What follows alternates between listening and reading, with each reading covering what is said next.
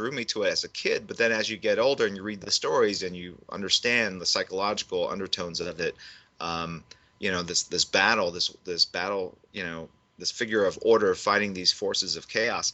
I think that's when it really kind of pulls you in. And I remember as a college student graduating, I was like 21. The Dark Knight Returns came out by Frank Miller, and that completely made Batman my favorite character just because of the story he was able to create. I think when I was younger, I liked the characters had all these incredible powers because it was that wish fulfillment.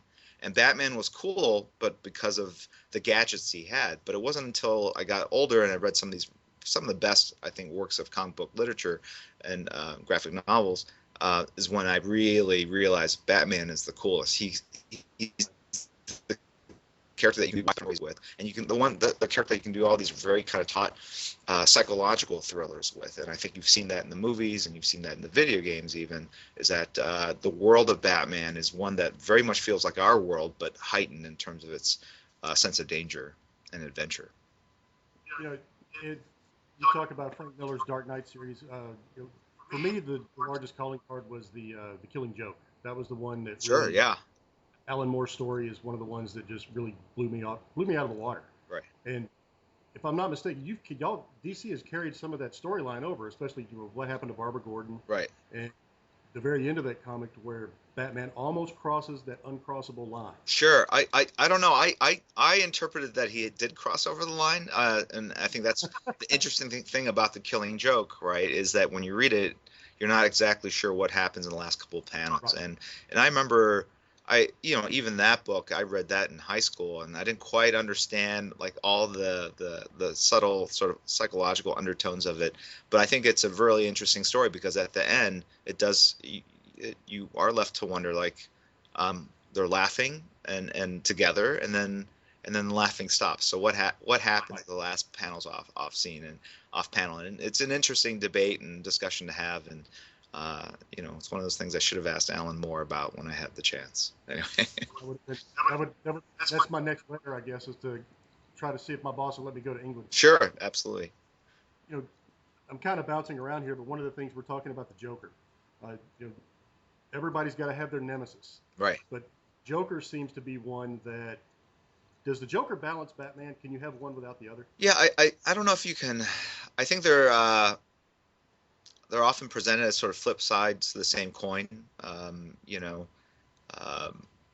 they're both characters that kind of take matters into their own hands, but one works with law enforcement. One is a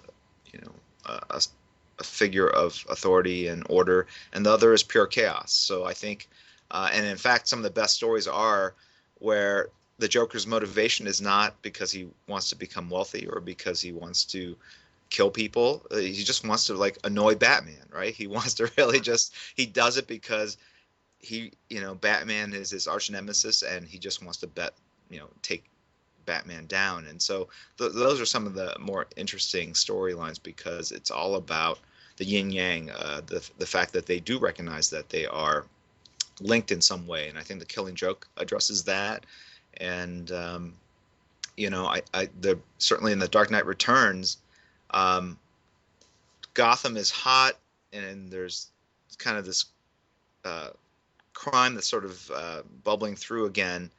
But Batman's been gone for a long time, and the Joker is, in Arkham Asylum. But then as soon as the Batman kind of reappears, the Joker kind of, light bulb goes over his head, like he's been awakened as well. And so you can kind of see that they have this psychological connection to one another. So, yeah, the short answer is yes. I think there's a connection between the two. And, at the end of the day, the Joker represents everything that Batman.